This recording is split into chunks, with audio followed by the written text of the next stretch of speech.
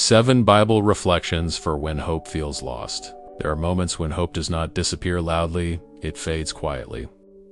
You keep moving, you keep showing up, you keep trying to believe, but something inside you feels heavier than before. Your prayers feel like they are hitting the ceiling. Your thoughts become more tired. And without realizing it, a dangerous question begins to grow inside you. Where is God in all of this? You are not weak for feeling this way. You are human. Even the strongest faith can feel shaken when silence stretches too long. When nothing changes, when doors stay closed, when answers do not come, the heart begins to doubt what it once trusted without question. But listen carefully. What if the moment you feel most abandoned is not evidence that God is left, but proof that something deeper is happening? What if what feels like distance is actually a different kind of closeness that you have not learned to recognize yet? There are seasons in life where God does not speak the way you expect, not because he is absent, but because he is working in ways that cannot yet be seen. And if you misunderstand that moment, you risk giving up right before something begins to shift. In this message, you are going to walk through 7 reflections rooted in Scripture that are not here to motivate you for a moment, but to realign your understanding of what you are going through right now. These are truths that reach deeper than emotion, truths that hold you when your feelings cannot. Stay with me because one of these reflections may be the answer you have been asking for in silence. Reflection 1. What if the silence of God is not absence, but strategy? This is where many people begin to lose hope. Not because God said no, but because he said nothing. You prayed, you waited, you expected some kind of sign, and instead you were met with silence. And silence has a way of making you question everything. It makes you wonder if you were heard. It makes you wonder if you were forgotten. But silence in the Bible has never meant abandonment. It has often been the place where God does his deepest work. Think about Joseph. He had a promise, a vision that came directly from God, but what followed did not look like fulfillment. It looked like betrayal, rejection, and isolation. He was thrown into a pit, sold, imprisoned, and forgotten. There were no visible signs that God was working, no immediate rescue, no explanation, just silence. But that silence was not empty. It was preparation. God was building something in Joseph that could not be rushed. Character, strength, discernment, a level of maturity that would be required for what was coming. If God had spoken too soon, if he had moved too early, Joseph would not have been ready to carry what was promised. And this is where your perspective must shift. What feels like nothing happening is often something happening beyond your awareness. God is not limited to what you can see or understand in the moment. There are things being aligned, things being formed, things being protected, even when everything appears still. Silence does not mean God stepped away. It often means he stepped deeper. If you are in a silent season right now, you are not being ignored. You are being prepared. And preparation does not always come with explanation. But here is where it becomes difficult. Because the real challenge is not just the silence. It is how long the silence lasts. Reflection 2. How many times have you looked at your life and thought, this should have already happened by now? This is where hope begins to weaken. Not because you stopped believing, but because time did not respond the way you expected. You prayed with faith. You waited with patience. But as days turned into months and months into years, something inside you started to question if it would ever come to pass. Delay has a way of speaking to the mind. It tells you that you were wrong, that maybe you misunderstood, that maybe it is not for you. And if you are not careful, you begin to interpret waiting as rejection. But God does not work within your sense of urgency. He works within purpose. Think about Abraham. He received a promise that did not make sense at the time. He was told he would become the father of nations, yet everything in his reality pointed in the opposite direction. Years passed. Nothing changed. The promise seemed to drift further away instead of getting closer. At some point, waiting stopped feeling like expectation and started feeling like disappointment. But what looked like delay was not denial. It was alignment. God was not ignoring the promise. He was preparing the moment. There were details being arranged beyond what Abraham could see. Timing was not being wasted, it was being designed. And this is where most people miss it. If God had answered earlier, the outcome would not have carried the same purpose. There are things that require a specific timing, not just for them to happen, but for them to happen correctly. If it had come sooner, you might not have been ready. Your mindset, your strength, your understanding, your environment, none of it may have been aligned with what you were asking for. So what feels like something being held back is often something being protected. God does not respond quickly just to satisfy your expectation. He responds precisely to fulfill his intention. And this creates a tension inside you, because even if you understand this, there is still something else that makes waiting difficult. It is not just the time. It is the pain that grows while you are waiting. Reflection 3. There are pains that do not just hurt. They convince you that everything is over. Not because someone told you, but because the weight of what you feel becomes so strong that it starts to shape your reality. You wake up with it, you carry it through the day, and at night it is still there, reminding you that something is not right. This is where many people begin to lose direction, not because they want to give up, but because they cannot see beyond what they are feeling. Think about Elijah, a man who had just experienced a powerful moment with God, a victory that should have strengthened his faith. But right after that, he found himself overwhelmed, afraid, and completely exhausted. He reached a point where he asked God to take his life. Not because his story was finished, but because his pain made it feel like it was. This is what pain does when it is not understood. It narrows your vision. It makes the present moment feel permanent. It convinces you that what you are going through now is how things will always be.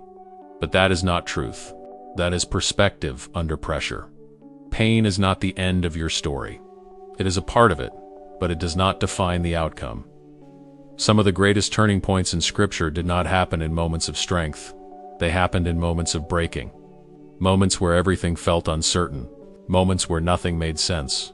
And yet, those were the exact places where God began to move in a deeper way.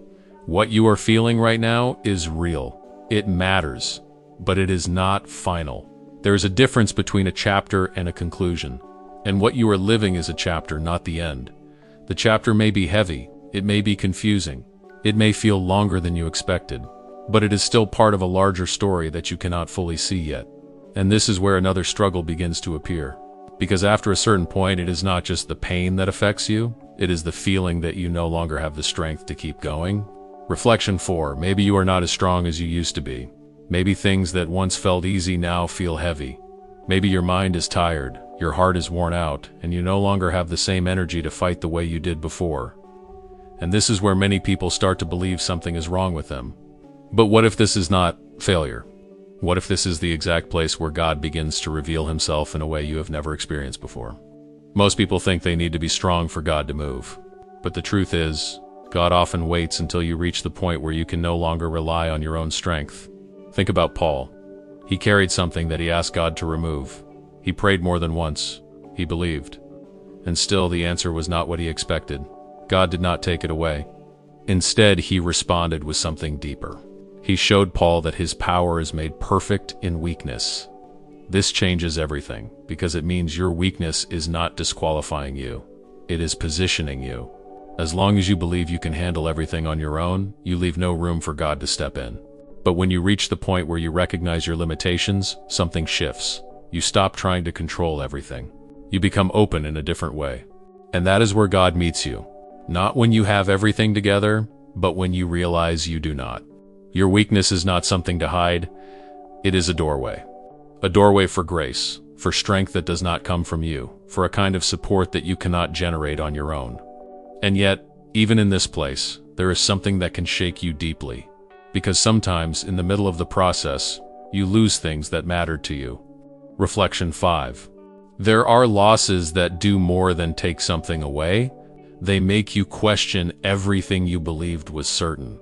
You lose a relationship, an opportunity, a sense of stability, and suddenly it feels like the ground beneath you is no longer solid. And without realizing it, a thought begins to form. If this was taken from me, what else could I lose?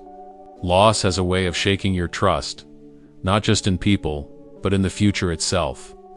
And this is where hope becomes fragile. Because when something important is removed, it can feel like a part of your story has been erased. Like what you expected will no longer happen. Like everything has been reduced to what is missing. But what you lost does not have the authority to cancel what God has promised. Think about Job. He did not lose one thing. He lost everything that gave structure to his life. his family, his health, his security. In a moment everything changed. And from the outside it looked like the end of his story. But it was not the end. What was taken did not have the power to define what would come next. This is the part that is hard to accept, because loss feels final. It feels complete. It feels irreversible. But God does not depend on what remains in your hands to fulfill what he has already spoken. What he promised is not fragile. It does not collapse because something in your life changed. There are things God can restore. There are things he can replace. And there are things he can rebuild in a way that carries even more purpose than before. Your loss is real. It matters. But it is not greater than what God is still able to do. And this leads to a deeper internal battle. Because after loss, something begins to shift inside you. You start to question not just your situation, but your own belief. Reflection 6.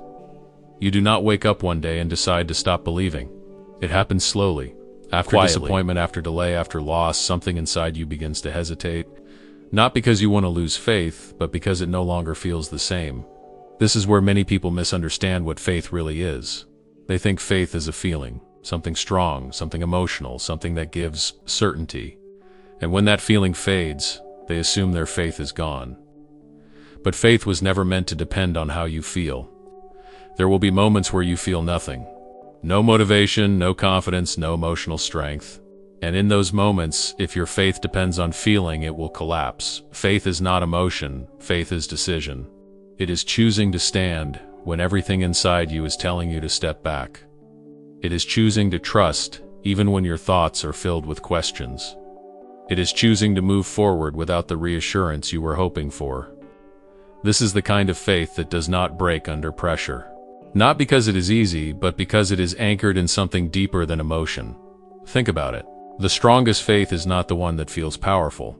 It is the one that remains when nothing feels certain. And maybe that is exactly where you are right now. Not full of confidence, not full of clarity, but still here, still listening, still searching. That matters more than you realize. Because the fact that you have not given up completely means something inside you is still holding on. Even if it feels small. Even if it feels weak. And that leads to something important. If you are still here, if you are still standing, if you have not walked away, then there is a reason for that. Reflection 7. If God started something in your life, he did not start it to abandon it halfway. This is one of the deepest fears when hope begins to fade. The fear that things will stay the way they are. The fear that nothing will change. The fear that what you are going through right now is permanent, but that is not how God works. God does not initiate a process without intention. He does not begin a transformation and leave it unfinished. Even when you cannot see progress, even when everything feels slow, even when nothing seems to be moving, something is still unfolding.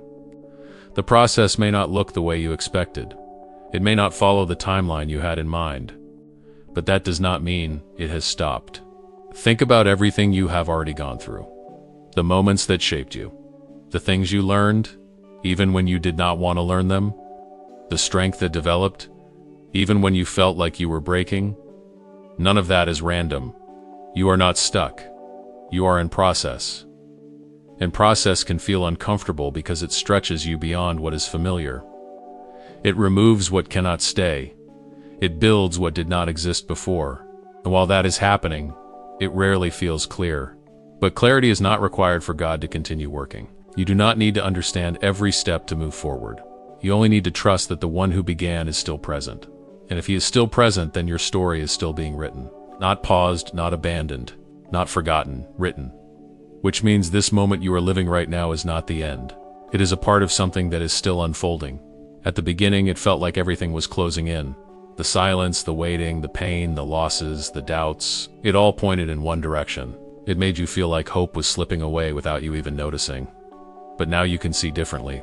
The silence was not absence. The delay was not denial. The pain was not the end. Your weakness was not failure. What you lost did not cancel your future. Your faith was never meant to depend on how you feel. And your story was never meant to stop in the middle. Something has been happening all along. Even in the moments where you felt alone, you were not alone.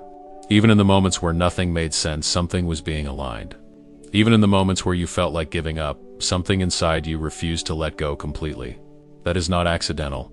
That is the quiet evidence that God never left. You may not have all the answers right now. You may still feel the weight of what you are going through, but you are not in the same place you were before. Because now you understand that what you feel is not the full picture. There is more happening than what you can see.